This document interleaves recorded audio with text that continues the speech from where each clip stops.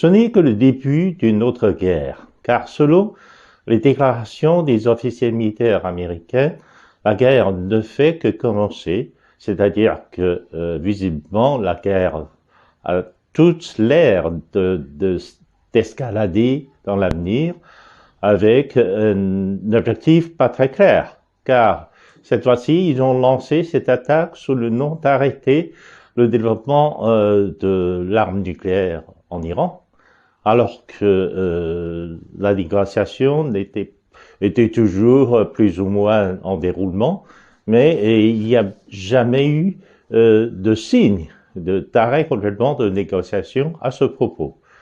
Donc, le gouvernement iranien avait exprimé clairement que l'Iran va prendre des mesures de représailles.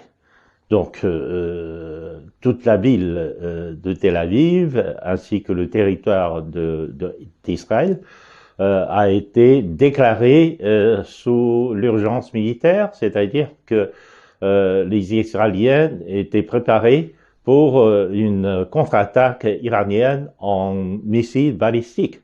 Car depuis l'année dernière, car il ne faut pas oublier qu'en juin dernier, Israël et les Américains avaient aussi lancé une attaque. Depuis le temps, les Iraniens avaient préparé pour ce genre d'attaque militaire et pour une représaille de violence assez forte.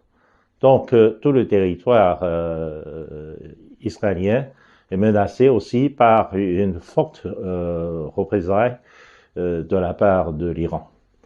De ce point de vue, le Moyen-Orient sera encore sur le seuil d'une guerre assez importante.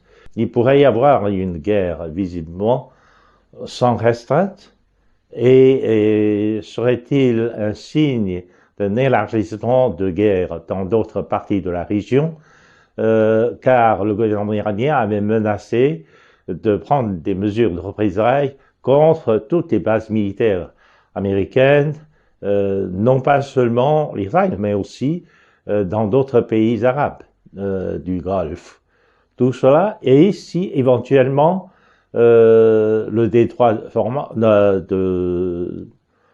des détroits du Golfe contrôlé par l'Iran sera interrompu et le prix du pétrole pourrait décoller fortement, car la plupart du pétrole aujourd'hui est toujours sorti du Golfe, des pays du Golfe, et l'Iran a les moyens de couper la voie de transport de ces pétroles hors du Golfe. Donc, on s'attend à ce que le prix du pétrole flambe, surtout à cause de ce conflit militaire.